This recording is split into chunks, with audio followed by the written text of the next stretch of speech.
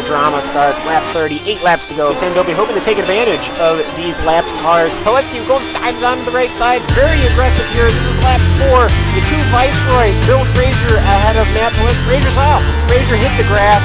You hit that tire wall, your day is done. Well, now it's lap 20. The Williams still trying to get around the Terrell team as he'll go around the left car and around those at the same time. At the same time, he's got the inside corner. Will he ride the curb? Yes, he will. He will get him on the inside.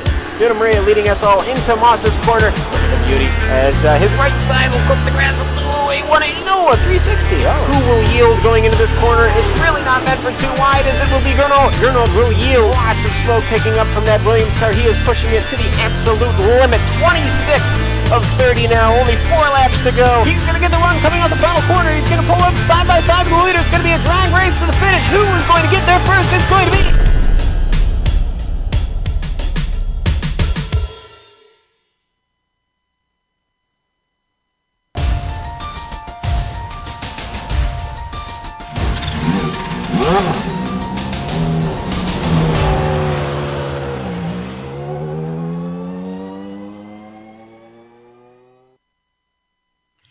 In 1978, the greatest race car on the planet was the Lotus 79. The greatest road course in the United States was arguably right here in Wisconsin. Like a marriage that never was, today we get to witness that union. From Road America, it's round 7 of the Classic Team Championship, and you can see all the retro action from green flag to victory donuts live as it happens right here on the Global SimRacing Channel. A big Badger State hello and welcome to everyone watching yet another GSRC broadcast. On the microphone to give you our bird's eye view is yours truly, Bill Soupzon, joined by Stefan Locker. Amjad Yaman has director duties, armed with cameras locked and loaded by Dougie Beard. Stefan, even though these cars never met each other, or the car and track combination never happened in real life, today, thanks to the wonders of the iRacing universe, we can see it. Tell us a little bit about Road America. Yes, thanks to the iRacing gods, and thank you so very much for our Lord and Savior named Cross. But yeah, Road America, nicknamed America's National Park of Speed, is 4-mile or 6.5 kilometer long track laid out through the rolling hills surrounding Elkhart Lake. Truly is special. Virtually every single big American sanctioning body comes to Road America to hold their races. Most famous, obviously, the IMSA Road Race Showcase, 2-hour and 40 minutes endurance race. Today, we're here to watch some true legends of the past to race it out before us, the legendary Lotus 79, with which it will be interesting to race here, as a lot of tricky passages are a lot easier with these high downforce cars, but it also opens up new overtaking spots that are considered no-goes with other cars.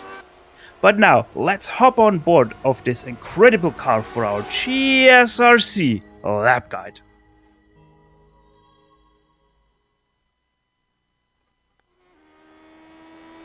Alright, we've got Amjad Yaman in the GSRC Lotus 79, so let's do a lap around Road America. Coming across the start-finish line, the run down to turn 1 is going to be one of your best opportunities to pass. This first corner is admittedly pretty swift, but there's still plenty of braking to give you a chance to sneak up the inside. Watch the dirt on the exit because it can spin you. As we run through the short chute to turn 3, really focus on getting the exit right for this corner. Being able to defend or attack, as well as simply laying good lap times down, really depends on getting yourself a decent launch. You can see the moraine sweep is quite a long stretch, and it'll end into the heavy braking of turn 5.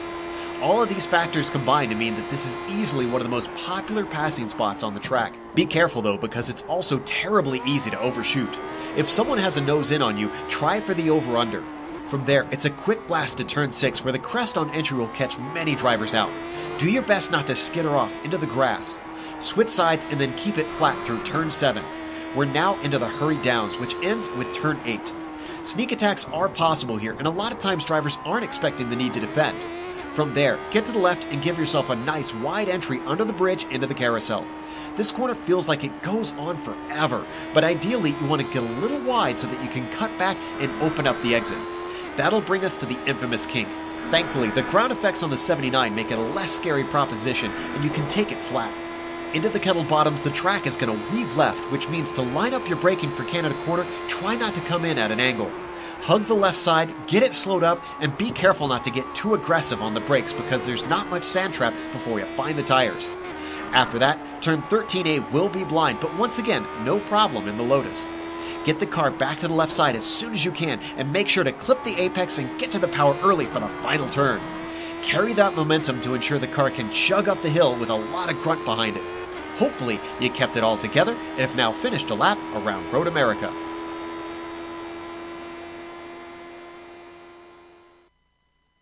When Carly Simon was singing Nobody Does It Better, she could have been referencing Joe Peak, talking and taking the viewer around a racetrack. This time, Road America. All right, let me take you a lap around the point standings now. Now, these point standings come courtesy of GSRC, as they were not actually updated in the overlay on the internet. And as we wait here, okay, and we hang on, as your commentators having a few technical issues as well.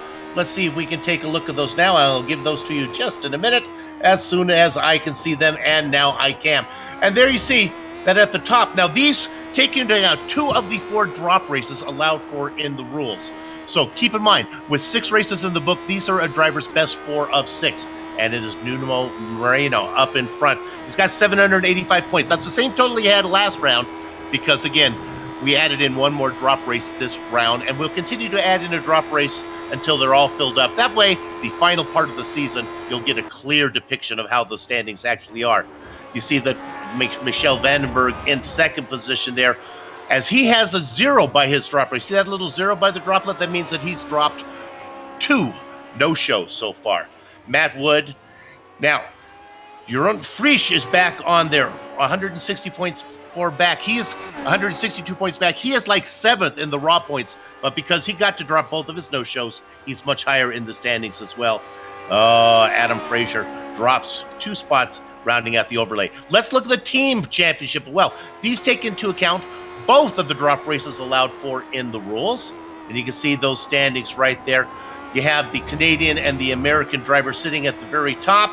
Look at all those national flags all the way through that. Maybe 4 Americans. Other than that, it is really a potpourri of the globe. All right, that'll do it for your point standings. Let's go ahead and take a lap around the race details, Stefan. Yes, race details coming up to you right now, Bill. We are right now smack middle in this 12-week schedule so far, around 7 of 12. As already mentioned, we have 4 drop weeks for the drivers, 2 for the teams. Today's race, 22 laps. You will not need to stop for fuel, but you're allowed to tinker as much as you want with your car if you need to. Incident cap, we got the 17 incidents that are standard for iRacing, and another thing that is standard with iRacing, the official points, will use them for the series. And there you have it. Okay, with that done, we got all the business out of the way. Let's take a look now and see what's going on in regards to the qualifying. Oh, it's Frisch up on top. No surprise there. Norlampi right behind him. Yes, and I had a look at Gernot's iRacing profile at the beginning, and it's just incredible how long he races already. He has won this championship 14 times. Wow. it's just incredible how much he has won it. But not only that, that is just the official series. The classic team championship, that standings with the drop weeks, he has won it 15 times. Just how is someone so dominant over so many seasons? Since we have a standing start, the qualifying is done. Let's get to the grid right now. On the front row, it is indeed Janelle Frisch and Hula Norlampi. Nuno Moreno is going to be inside of row 2. Michael Vandenberg in the 4th position. Stefan Buhuka in the 5th spot, flanked by Alex Milliard. Mark Pickford and Matt Wood go 7th and 8th. 9th and 10th, David Rolfe and Tobias Gerber. Gerber well down the list here in 10th. Okay, Stefan? Nicholas Mucanos starting in 11th alongside Tanner McCullough. Chill Taw is in 13th, Glenn Corrigan in 14th, Barry West rounding out our top 15, Martin Blaze 16th, Joachim Bödecker, the last car to qualify, in 17th, Danilo Sanfilippo, and Braden Cohen, the 2 guys who did not qualify for this race. Okay, so now we get to the matter at hand here. So we wait for the drivers to grid up. Let's quickly take a look at the weather before we get the action heats up here. There you can see it's a pretty fair day to race, 90 degrees Fahrenheit. Should be comfortable for everybody. Shouldn't be too slick out there. Round 7. The back half of this 12 series, 12 event schedule.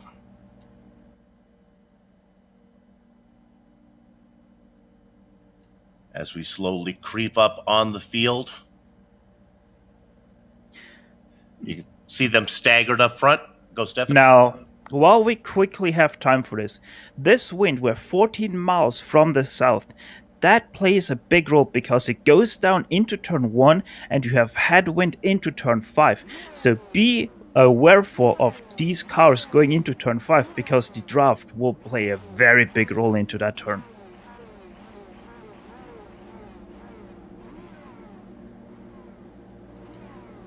We continue to wait for all the drivers to grid up. Looks like they're out there now. Now we just wait for them to get on the throttle. 1 foot on the gas, 1 foot on the brake, and the other foot on the clutch. Glenn Corrigan, the last car to grid with all cars lined up. You can hear the engine start to harmonize. Gather up the chickens, take cover behind the cows because the horses are indeed out of the barn. Frisch leads them down into the first corner. Nora Loppi being challenged for 2nd position by Morieno. They go 2 wide. Look at the drive on the outside now as Mori Loppi's gone ahead and he gets the lead. He gets the lead but is still under attack from Nuno Moreno behind him. Moreno side by side. Frisch gonna get into 2nd position. The back half of your top 5, Vandenberg and Millard. They head down into maybe the best passing corner on the track into 5. 1, 2, 3, 4, 5, 6, 7, 8, 9, 10, 11. They're all getting through. They're a little too wide farther back, but so far they are clean. Yes, everybody clean. No damages so far to report, which is a very good thing. But 5 is not the only corner because the passing can go all the way down into corner 6.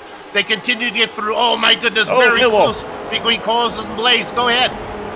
Millward in 6th. He was trying to attack Mikkel Vandenberg, 5th. Just not able to get there on the brakes though. Now around the carousel. Through the always scary kink. Single file mostly all the way through. I believe we're going to be pretty clean. Lap number 1. Down into Canada. A few passes going on through the mid-pack.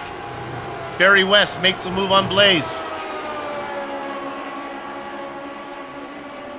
Up front, running away with it. It's Nora Lompe, as he will get credit for leading the first lap. And he comes across with a whopping 1.5 second lead over Morier, Frisch, Vandenberg, and Milliard. Quite interesting from Gernot. They're losing 2 positions already in the first 2 corners and just not able to do anything on Nuno, just being able to stay behind but not attack him. So I don't know how Gernot set up his car, but it seems like that he's just not able to do anything through the turns here at Road America. best battle on the track as we ride with Moriano right now. Well, let's see if he's going to make a pass here. Let's hang on. He's got a shot at it. Not going to happen. That was Frisch. Okay, let's go back to 6th position. This is where it's heating up. Making a move on the outside is Matt Wood. He's trying to take over 6th position. Kulaka in the inside. They go through 6th now. Through Cannot 6, get 4, it done, 6. but he's going to be on the inside as they head up. Oh, that was close. Yeah, so now watch out for Pickford. Uh-oh, Mukanis is in the wall. He was racing in 12th. We'll get a replay of that one.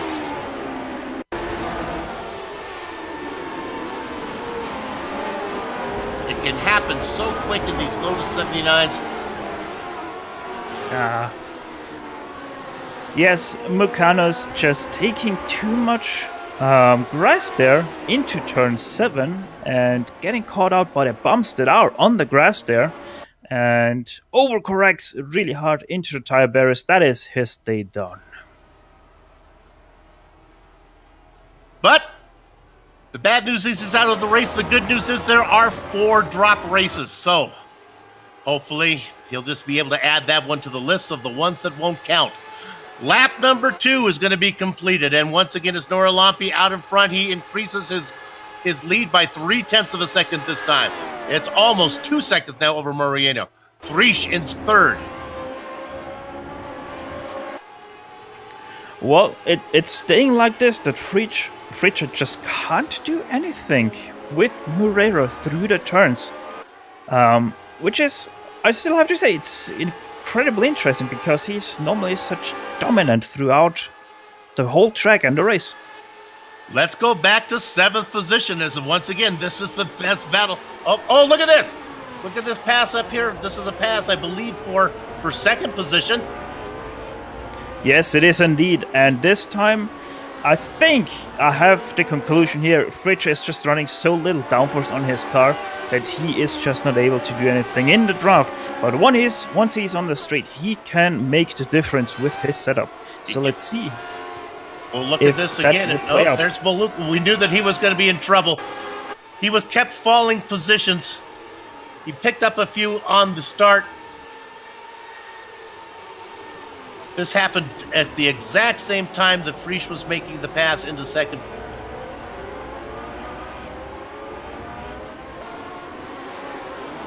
And there's the mistake. And oh, there it is right there. It's the blue car. Yeah. Yeah. That was the blue car being Tanner McCullough there. Yeah, McCullough that got loose in front. Who is very slow, and I think he's crabbing. Let me have a look.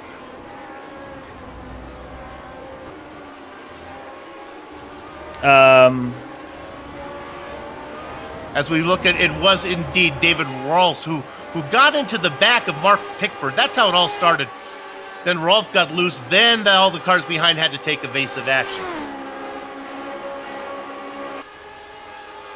So while the front 5 have been pretty well set, let me run down the back half of your top 10 and how it sits now. Matt Wood is up to 6th. Mark Pickford started in 7th. He's back in 7th. Ralph, after getting loose. David sits in 8th. Tobias Gerber in 9th. And rounding out your top 10, Braden Cohen. And Braden didn't put in a qualifying time. He is up 9 spots. He is indeed. Now, obviously, we saw a little bit of carnage in lap 2, 3, 4, or 2 and 3 so far, so that has given him some free positions, but still a very impressive run from Braden so far. Keep an eye on that, because I think he's going to be coming through those guys pretty quick. And other than Frisch and Moriano, who continue to be fairly close for 2nd, this might be the best battle on the track. It does look like that, yes.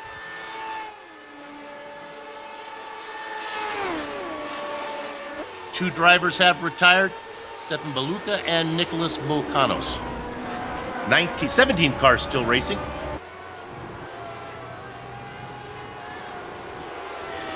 Well, because we were talking about Braden and his impressive run so far just moments ago, Braden has put in the last lap times of the three cars that we see here. Braden, Gerber, and Roffe.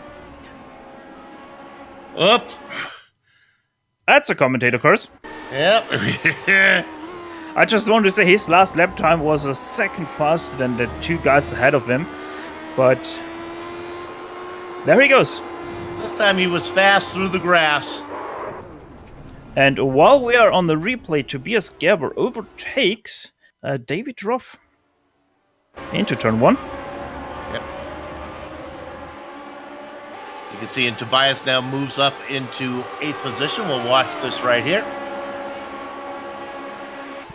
As you can see, both cars are slightly damaged on the rear wing, but Roff has more damage than Gerber. And yeah, just you can't just see how much difference that makes, and especially down here into turn 5. As you can see, Roff didn't get closer at all from when he got past into turn 1. So it really does hurt him by quite a lot that he has this rear wing damage.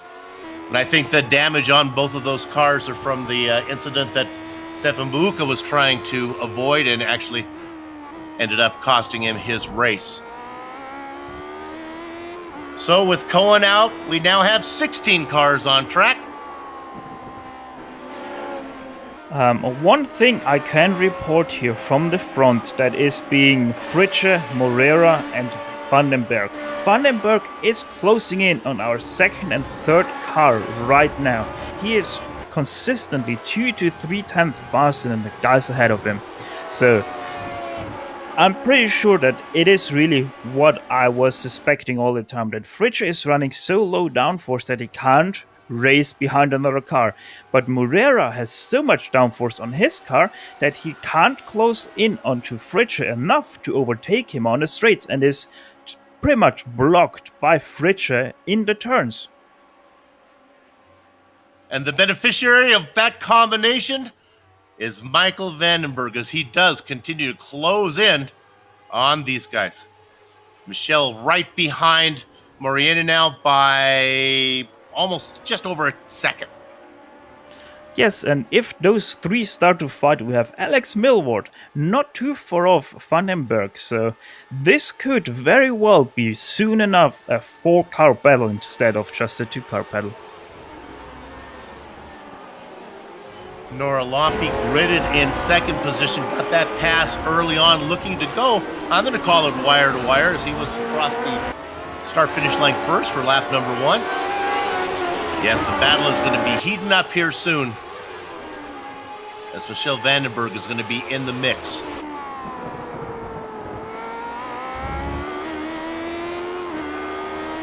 Scanning through the field, I can report there was an overtake for 12th, where Chilton missed his braking point into turn 5 and letting Barry West by, for him now being in 12th.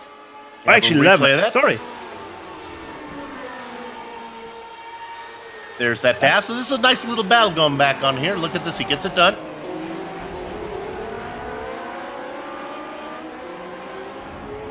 And now Barry does actually begin to drive away from Tao. The third car in line, that's Glenn Corrigan back there looking to get to Tao as well. In fact, I wouldn't be surprised if I didn't see a pass for 12th position when they come around to the main straight. It does seem like that Schill is a bit more newer to this car. Me personally not have seen him that many times in the Lotus 79, at least not in the recent times. It seems like that Schill is running quite a lot of downforce, and Glenn is able to easily close into Schill throughout the straights. So it will be interesting to see how this one folds out here. Didn't quite get there like I thought he would. Staying within striking distance as we're working lap number 7.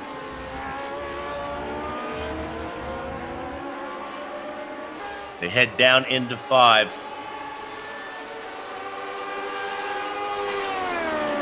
The car you see at the very very back of your screen there, he's all by himself. Danilo Sanfilippo. Racing in 14th.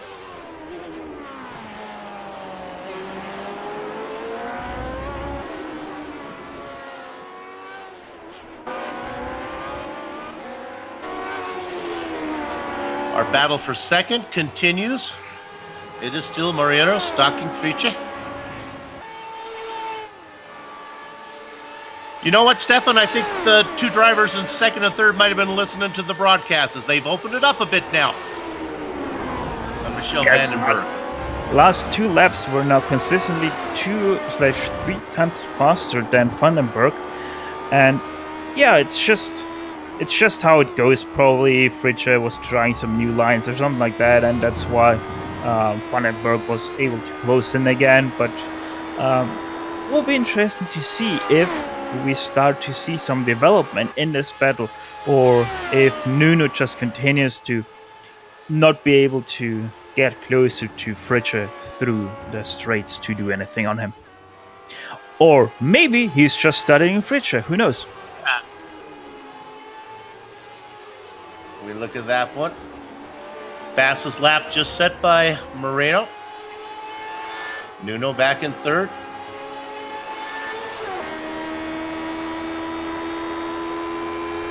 So we ride on board with Nuno now, looking up ahead.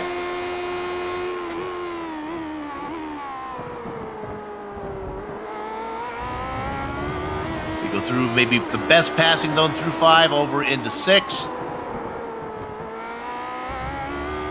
Through the hurry downs before they get to the carousel.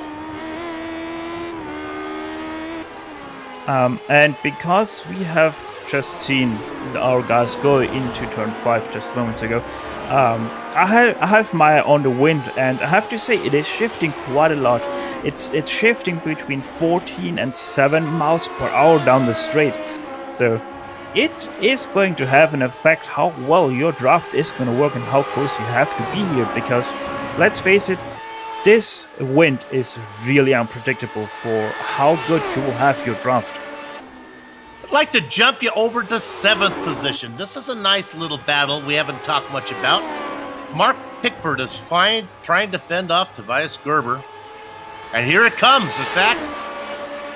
As they head down into Canada, that is Gerber going to be on the inside. He is on driver's right. He gets that position made.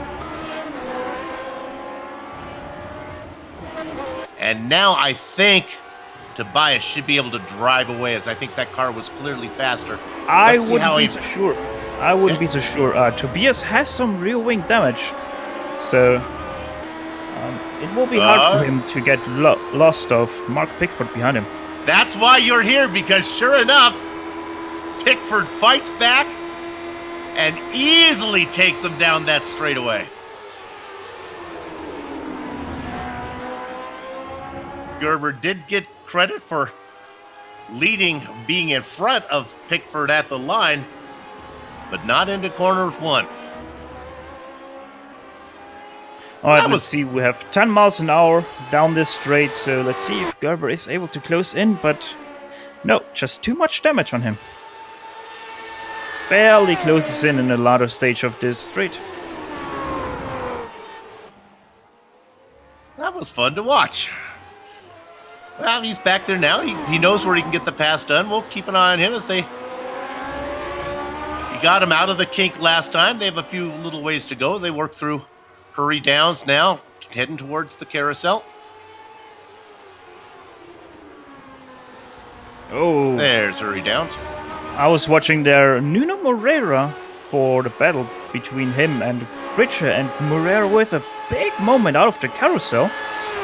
I don't know if we can get a replay from that, but I was very, very tight for him to not lose his car. There it is. Oh, he keeps it going straight somehow. Good news is he continues to race. The bad news is he lost a lot of ground to Fritsche. In fact, now he is much closer to being overtaken by Vandenberg than he is to overtaking Fritsche. Well, it is. Yes, he lost all this ground, but it's not going to be interesting. Will Nuno be able to close Fritsche in again, or does he have too much downforce on his car to close in the lower downforce car of Fritsch.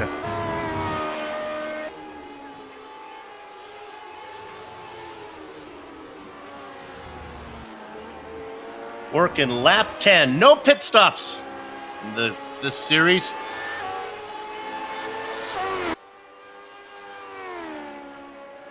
The top 4 drivers, top 5 drivers now all separated by about the same margin. Let's check back in on 9th position. Should be Rolf and Blaze here, fighting it out.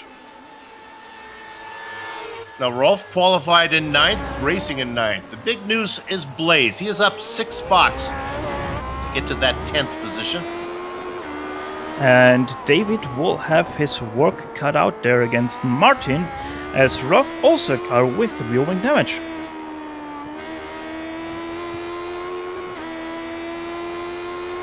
This might be a case of benefiting from being behind.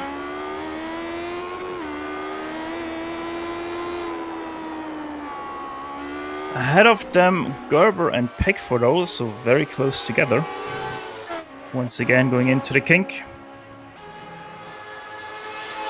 This is where Gerber got him before, but I think he's too far back this time.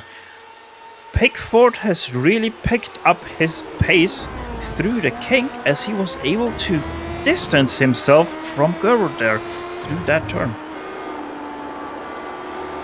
Maybe learning a lesson and wanting to prove the commentator wrong. When Gerber got through, I thought he was going to drive away because he ran him down kind of easily. But then Stefan, like you said, he couldn't go anywhere. Either learning a lesson or learning a new line through that turn, because let's face it, you can have multiple lines through that kink and only few really lead to success.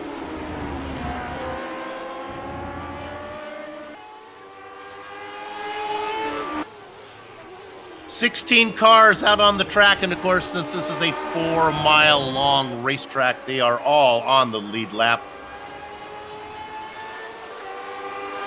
Tanner McCullough in 16th is just over a minute behind the leader. Lap times of 1:52. Yes, and Tanner is really fighting his car from the damage, from the crash that we have seen of him being involved. His car is really hurting. He has to turn left to turn right to go straight. So he is really hurting.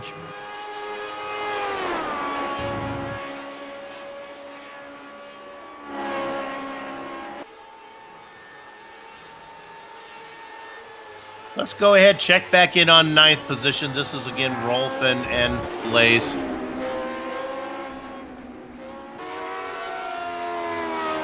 See if Martin has anything for David.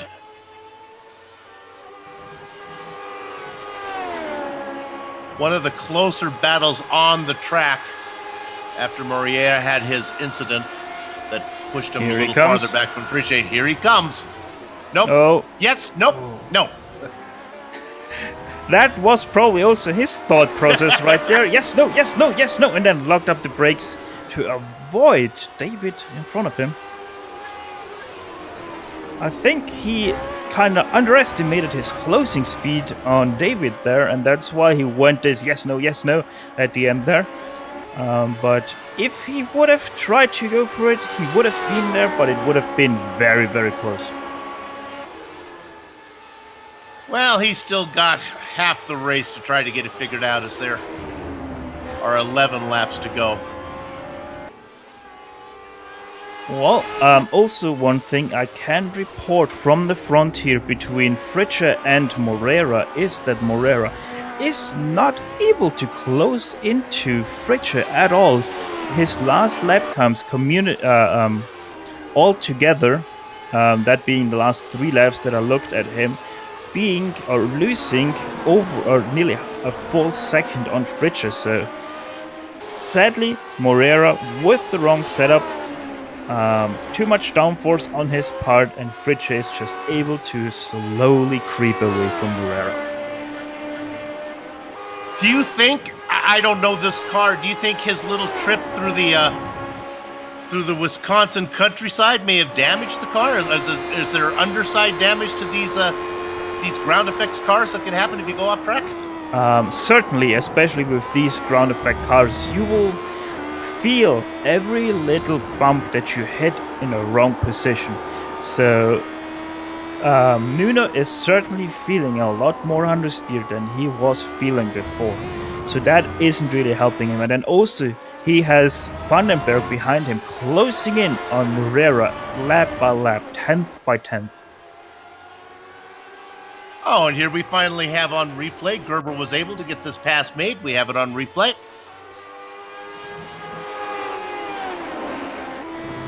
Once again through the kink. Being able to get the run on Pickford, and Pickford no chance of defending, but as we are on the replay, Pickford once again into turn 1. Yep. Glides past him. We don't need to see that one because it was the exact same thing we showed you about 4 laps ago. Gerber not fast enough to defend down that incredibly long front straight. But this time it was a lot closer to turn 1, so next time Gerber, if he is able to just get 10-15 meters more in front or ahead of Pickford, he will have this 7th place defended from Pickford. But then again, there's turn 5 in the next straight, yep. So he will have his work cut out with this little wing damage that we have on him. Well, I think Tobias would at least like the chance to defend through the technical section of the course. He hasn't really had a chance, as he's always been overtaken before they get to 1. So this continues to be a fun battle to watch. And honestly, he's in pretty good position here to make another run in his favorite spot.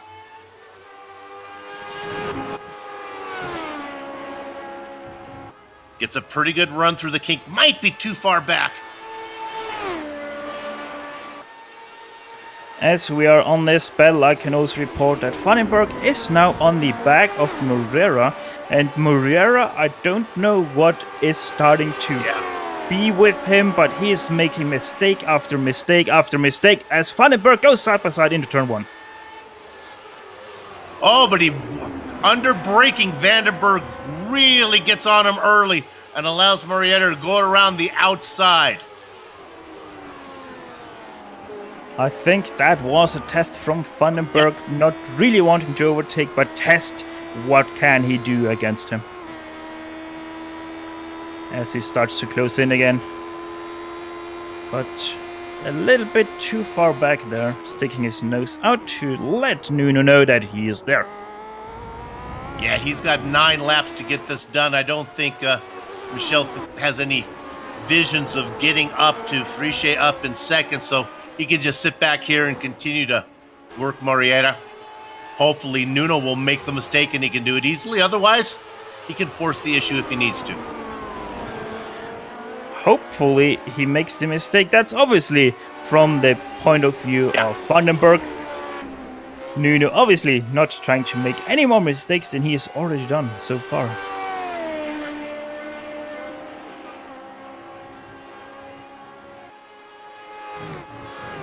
But yeah, that's kind of like the mind of a racer. You make that mistake and you just start to really concentrate onto that mistake and just hate yourself for the mistake, and it just leads into mistake after mistake after mistake. 2 best battles on the track, the one we're looking for. Oh, Pickford wrecked into the kink. Out of the kink, and Gerber was hoping that the car did not bounce back up into him.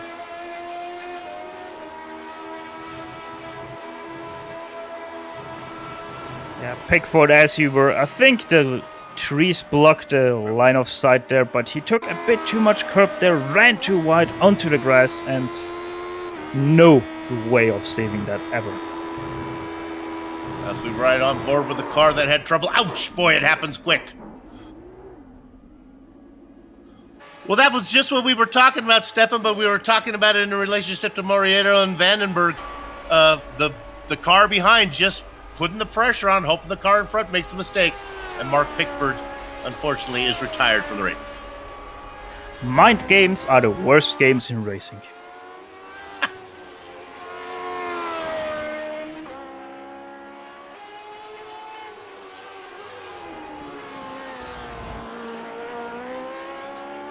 So we lose another one. As we look at our leader, remember him? You see that gap? Just a tick under 3 seconds back to Prix. Yes, Prix is closing in onto Norolampi, and I think Prix even has currently the fastest lap of the race. Yes, he does, by about 2/10 over Vandenberg. Vandenberg with the second fastest time so far. Up, and another mistake this time from Rolf, who was racing in 8th position. As he does a little pirouette, it allows Martin Blaze to get by. It's this oh so damned outside curb of T7. It is slightly off-cambered, and that's why the car then also pushes out to the grass. He hits that grass, and off it goes. And then once he brings the car back on, he has more issues and costs him a few more positions. I see why he had issues. I didn't realize the car got into the wall. He's hurting very a lot. And he has spun it again as spun out. Yeah.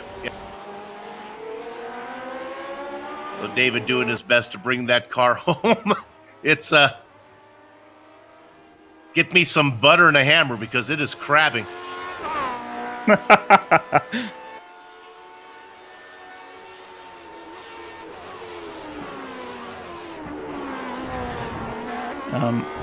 From the front, once again, Nuno Moreira here, I'm still keeping my eye on him.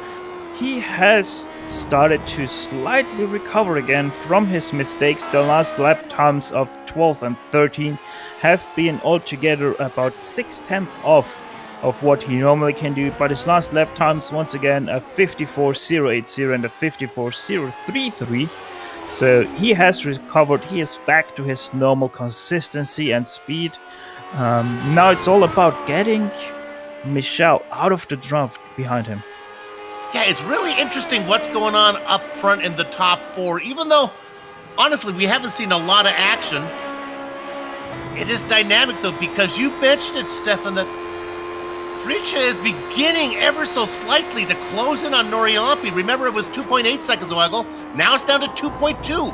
He's coming.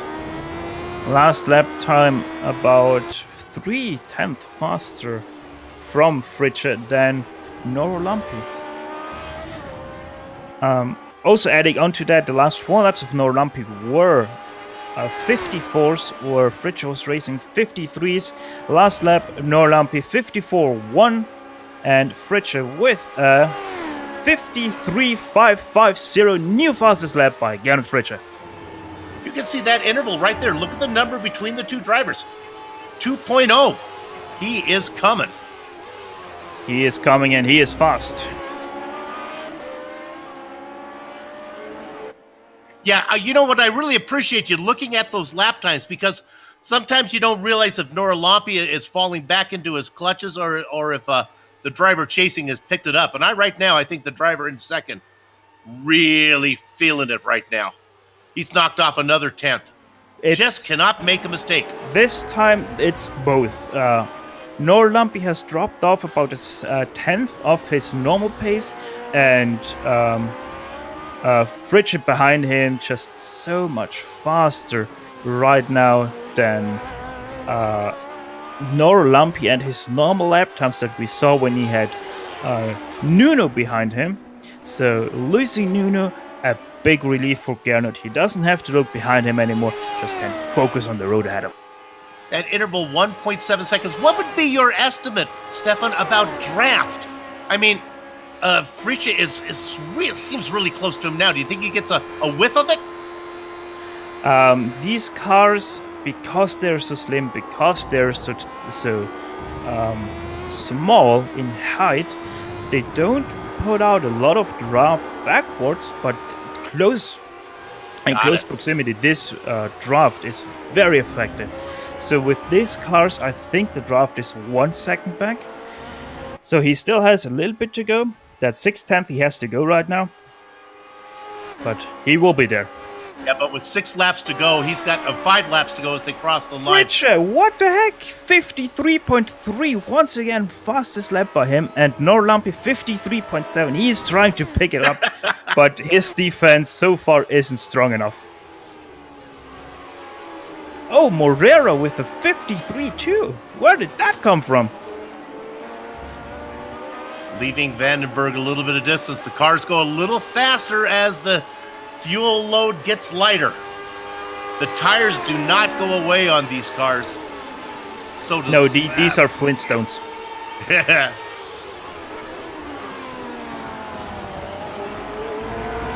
So it could be a situation where maybe the setups are just better for that Prix has a setup that's going to be good the last half of the race. It does seem like that, but also Norlampi, he is starting to pick up his pace as he's starting to run into traffic of Tanner McCullough. We talked about McCullough. He was about a minute ahead of these guys. Well, he's finally going to get there, although he's still pretty far up. It'll be a while before Norlampi gets there. Although I don't want to underestimate the pace of McCullough here. He's pretty slow. Yes, he is about 6 seconds a lap slower than our leaders right now.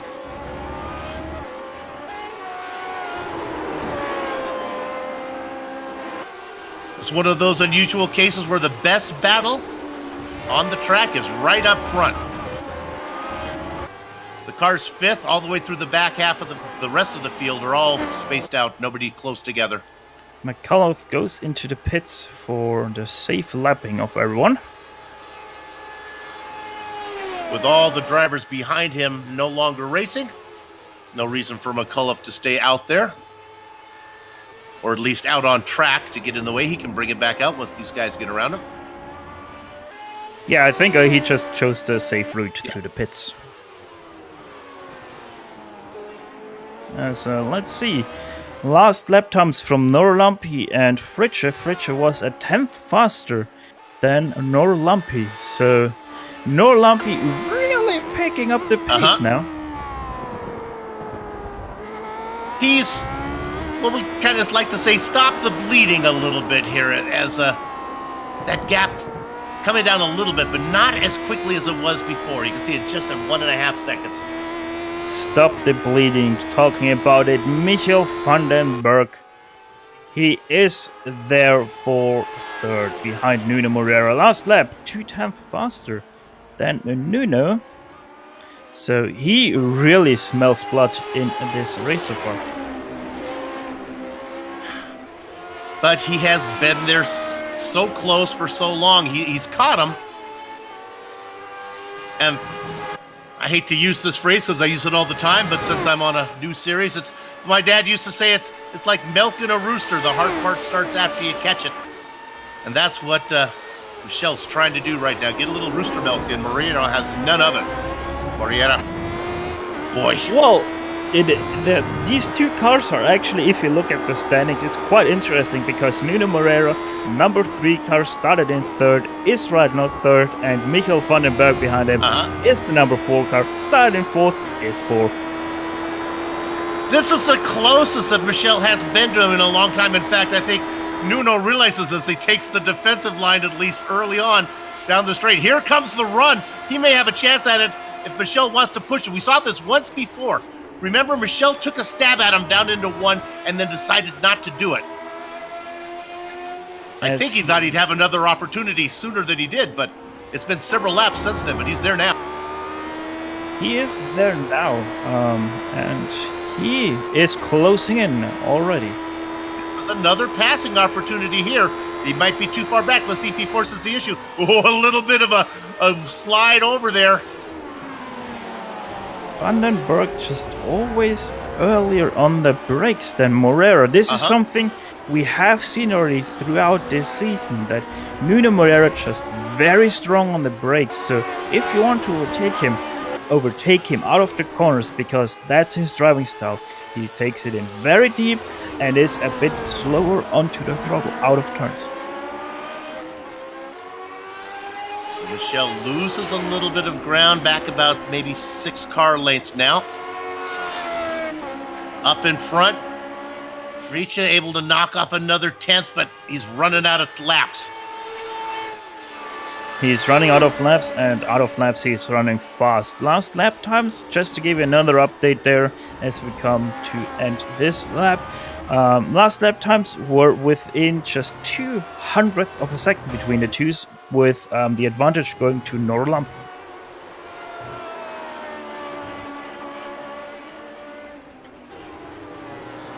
We look at that battle for now. Here's another shot. Oh, a pretty good exit. Yeah, bad exit.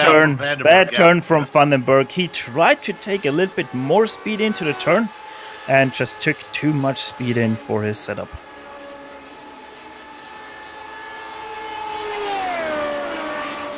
So with 2 laps to go, he'll get one more bite of the apple. That is corner number 1. Meanwhile, up in front, it's the closest I've seen it so far. Oh, that was close. Into turn 2, he got a tiny little bit sideways. At the apex, he started to pick up the throttle, went completely sideways, locked the brakes, giving Michael Vandenberg now to run into turn 5. See if Nuno comes back. Nuno comes back very strong on the brakes again. Oh, that was close with touching wheels there. A good drive, though. Momentum on the outside for Vandenberg, but again, Mariana takes it in deeper than Confucius in a submarine, and they are side by side out of 6. They work through 7. Can he close the deal? Vandenberg has it so far, but Mariana won't give up because they dive in here deep again through Hurry Down. Oh, that was close. Now let's see who has the best straight line speed out of the carousel. I don't want to say it, but I think this is where Vandenberg should be able to open it up some.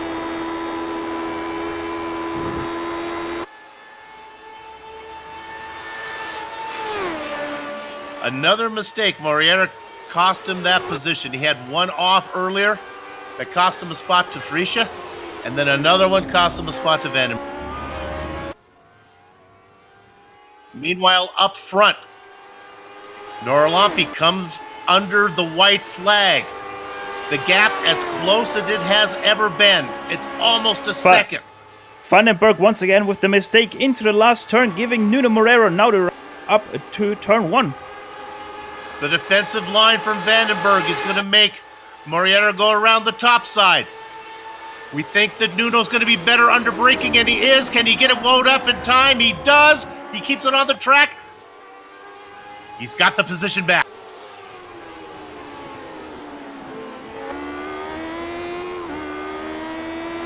We can stay on this battle as the one up front is still a tick over a second.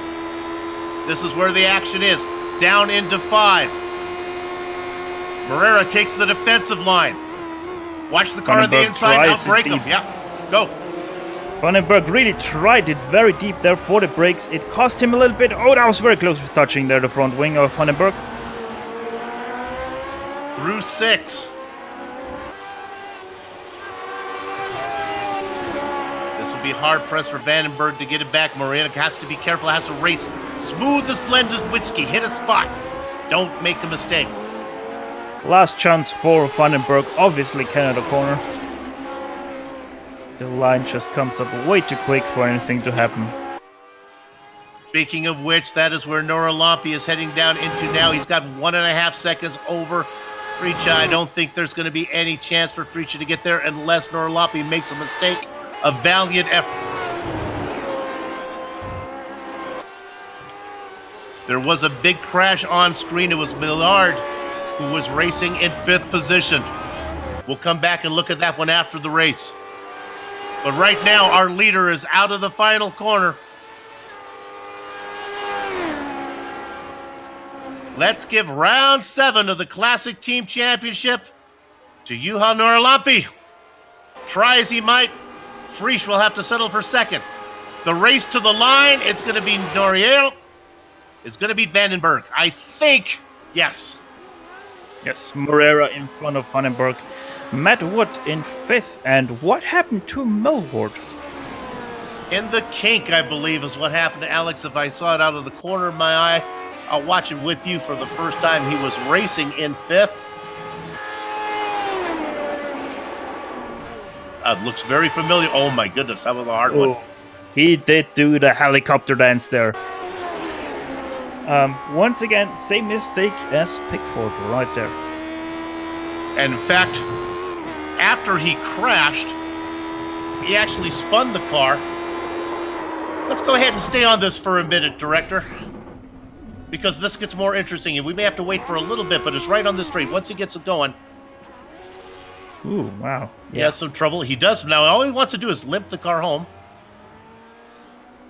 And he thinks he has it in good shape. It won't be long here.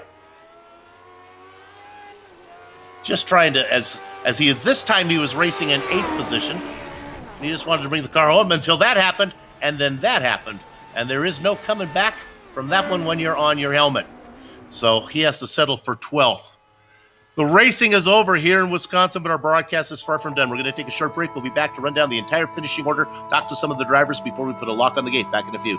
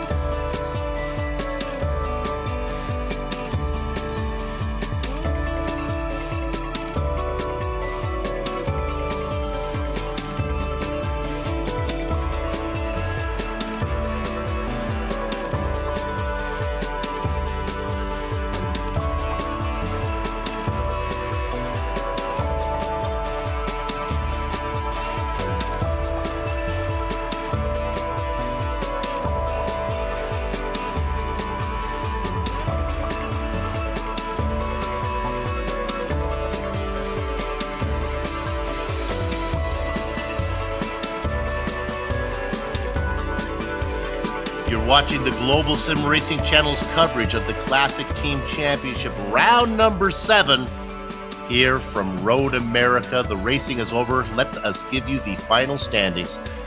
Well, it was wire to wire. He started in 2nd position. He got to the lead on the first lap. Got credit for leading lap number 1, and every other lap after that, it is Johan Orlampi with the win.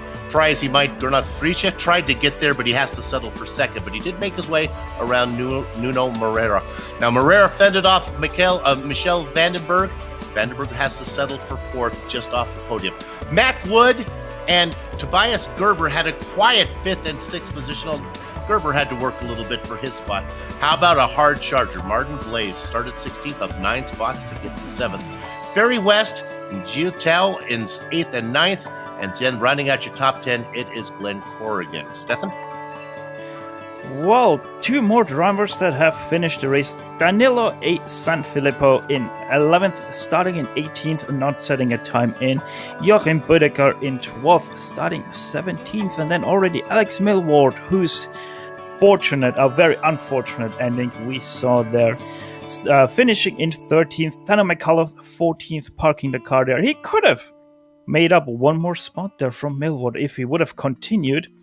David Roth, 15th, already 7 laps down. Mark Pickford, 8 laps down. 16th, Braden Cohen, 17th, 19 laps down. Stefan Baluka and Nicholas Mukanos, not even completing 3 laps, 20 laps down in 18th and 19th.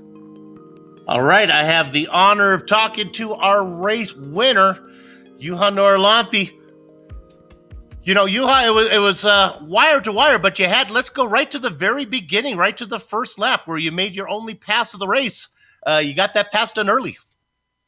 Yeah, it was very critical that start because I knew that maybe that is the only place that there is a chance to overtake, and guys were very quick and very fast, and I saw that Nuno had a very good start also, and luckily we were a little bit stopping his pace at front, and I was managed to squeeze ahead of Gernot there, and I'm very pleased now.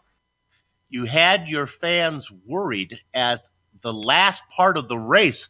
Fritzsche was beginning to close on you, and we thought he was going to get there, but you were able to pick up the pace a little bit and fend him off. Yeah, I was taking a little too easy after middle of the race, and I was looking at the pace that Gerard was coming very fast, and then I just had to pick up my pace, and it was a little difficult because to get back on the rhythm again, but I luckily managed. He was very fast at the end, and well, that's enough for me. Tell me about the kink, the corner between the carousel and Canada, that sweeping right-hander. We saw several drivers make mistakes there. Is that flat out, or do you have to lift a little bit in this car? No, that's not flat out at all. You have to make lifts a few times there, and it depends on your setup and in depth and about your driving style. There is so many lines that you can take, and it's very tricky, but well, it's one of the best places at this track. Well, you managed to do it right 22 times through there and every other corner as well. Congratulations on the win. Thank you very much, and see you guys. Bye-bye. That is your race winner. Okay, Stefan, who you got? Well, I'm standing here beside Gernot Fritzsche. We could have here a little Austrian interview, but nobody would understand us, so we're going to keep it to English. Gernot, a very, very interesting start from you, immediately losing 2 positions. Talk us through your start. Hi, Stefan. Well, in theory, I didn't have a bad start, but the other 2 guys were just quicker there. So yeah, my race got much more complicated after the first corner. It got complicated very fast, very real right there. Well, Nuno Moreira making some mistakes there, you getting finally past him, and then suddenly you open up the charge for Juha. Were you confident that you would get him by the end of the race, or was it a bit of 50-50 that you would catch him for him? It was really hard to say from the cockpit perspective, because about halfway through the race, I really began to catch up, and I wasn't sure if Juha was just controlling my pace or if he maybe had some small damage, which is easily done over the curbs here. So it was really hard for me to tell. At least I kept pushing all the way, and yeah, I was catching up. So in the end, I was confident I could get close enough to get some draft. But yeah, Juha was in control in the end, so he was deserved win in this one. Well, I can tell you for sure that he was just controlling the pace on lap 22. He set the fastest lap of the race with a 53.231. Well, next week, a bit of a different track. Once again, America, but this time Detroit. How do you feel about Belle Isle? It's not my favorite track. We've been there one time so far, and yeah, it was not my best track. On the other hand, it's an exciting track because it's a street circuit, which we usually don't have. So it will be interesting to see how things go there. There we go. The immortal Fritsche has a weak spot being Detroit. There's something you don't expect. Well, Gernot, thank you very much for the show you put on tonight. Anyone you want to thank before we close you out here? Well, thanks, guys, for doing great broadcasts every week. See you. Bye-bye. See you. And now I'm going to be able to talk to... we're talking to Nuno Mariano. Here we go, our third place finisher. Nuno, third place. Did you have anything for Nora Lampi if you could have kept the car on the track? Hey, hello. Hello. No, I don't think so. This week was a really tough week for me, and I didn't have the chance to prepare the car, so it was like a miracle to get to third place, as I was taking what the car didn't have. So Mitchell, I don't know, it was an awesome race, so I have no complaints. But I think you and also Gernot were a step ahead of me, so no doubts about it. The battle that you had with Vandenberg, though, was great. He was stronger in some places. You were really good under braking. Did you feel that you could outbrake him, like it looked on the TV? Well, it was a crazy battle. I had like this really tough battle with Gernot early in the race, while we were trying not to let you get away, but you had a really strong rhythm there. And we couldn't do anything. At least I couldn't do anything, as I did a mistake. And with Mitchell, it was like, I don't know, all the alarms up, everything. I don't know, all the energy he had left. It was like an amazing battle.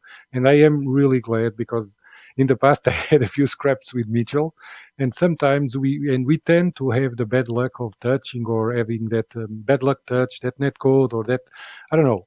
Things happen between us, and now this time it was so good and nothing happened. So I'm really happy. I'm just a bit, well, I would give him the third spot if I could, but yes, no. Yeah, that's right. I'll get you out of here on this question. When you had that off, when you were in second position, you went off into the grass, and Frisha ended up going by you.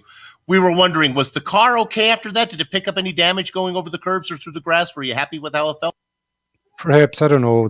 But since the beginning of the race, my car was not rotating as I wanted at the turn entry, so I was losing a little bit there. So, but who knows? I don't know. I just want to congratulate Gernot and you for the great race they did, and also Mitchell, of course.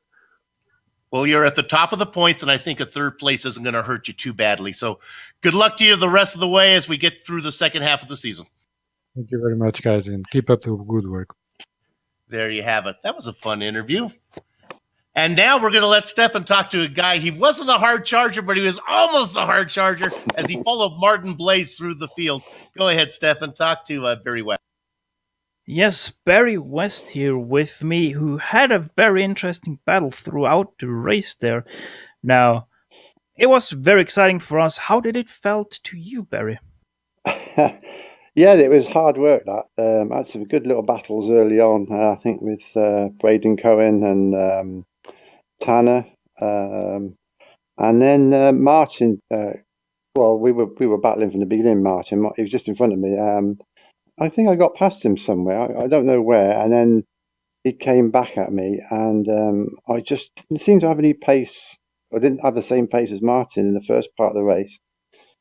And then with a few laps to go, I think it was only about 4 laps to go, he was about 7 seconds in front. And I thought I'll put a little push on, because who was it? I think David Roth had a bit of a problem, which took the pressure off Martin. And then I thought, well, if I try and put some pressure on, see if he cracks, but he didn't. He held it to the end. But we pulled back a few seconds, but I know I had a slightly quicker lap than him, but yeah, no, he was good. He done me like a kipper, boss.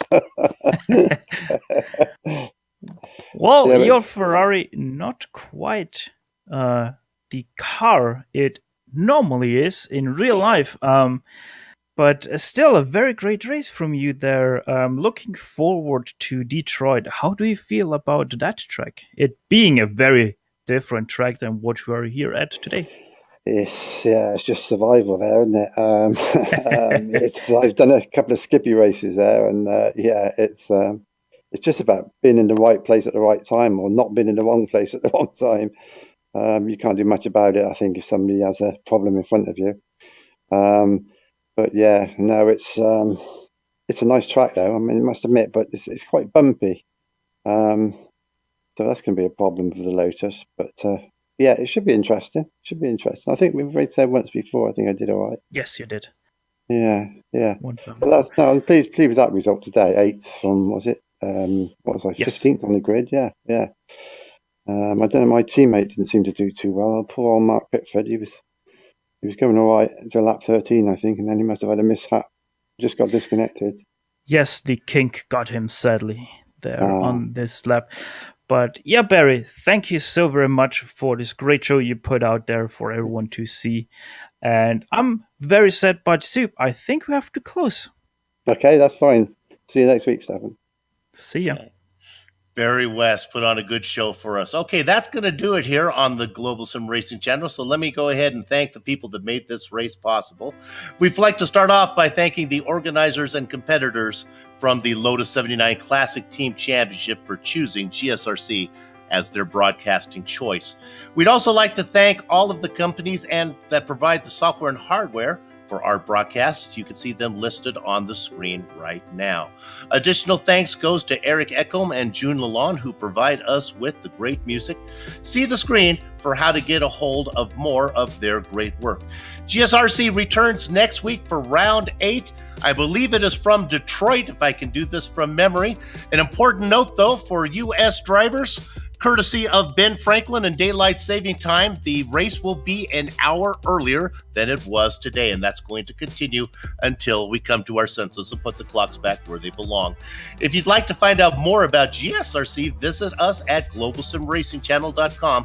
We'd also you can visit us on social media, on Twitter at GSR Channel, Facebook at Global Sim Racing Channel, and Instagram at GSRC_Graham.